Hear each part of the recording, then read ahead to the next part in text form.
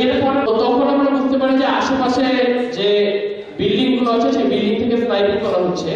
বুঝতে পারি যে সেখানে পালিয়ে গিয়েছে এবং আমরা তখন গণভবনের দিকে যাই। তারা গিয়েছে, এখনো তারা হাসপাতালের বিছানায় বসে আত্মচিৎকার করছে।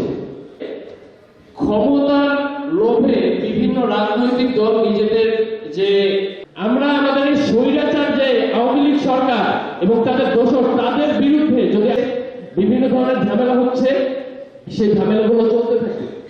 আমরা দেখতে পাই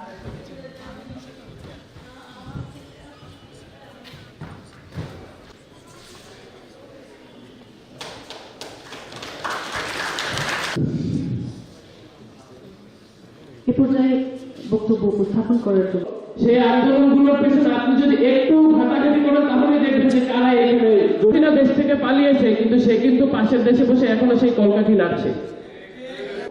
সব সময় মনে রাখতে হবে যে আমাদের যারা 16 বছর ধরে শাসন। সম্মানিত উপস্থিতি, এ পর্যায়ে আমরা 2024 সালের জুলাই আগস্ট গণ অভ্যুত্থান জানাচ্ছি পিরোজপুর জেলার ভান্ডারিয়া উপজেলার বাসিন্দা শহীদ মোহাম্মদ এমদাদুল হক। 16 বছর আমাদের যে রক্তচোষা হয়েছে সেই রাগের বহিঃপ্রকাশ আমরা চাই। ওইটা আশা করছে মা আমি 2-3 সার্টিফিকেট যদি আমি করতে পারি তা আমি এটা ভালো। আমি কোটা আন্দোলন হয়েছে, কিন্তু কোটা আন্দোলন আমি বলি না, আমি বলি গোটা। এই দুইটা নাম কি বলা যায় না? নাম করা দরকার, এখানে লাঠিচার্জ করা দরকার, এমনকি এখানে ফায়ার করা দরকার। এখানে যারা পিরোজপুরের যারা ছাত্র, আমার পক্ষ থেকে ধন্যবাদ জানাচ্ছি এবং যারা নিহত হয়েছেন পরে বিশ্বাস করা যায় না। শুধু ছাত্ররাও নয়, ছাত্র ছাত্রী আমাদের মায়েরা হয়েছে।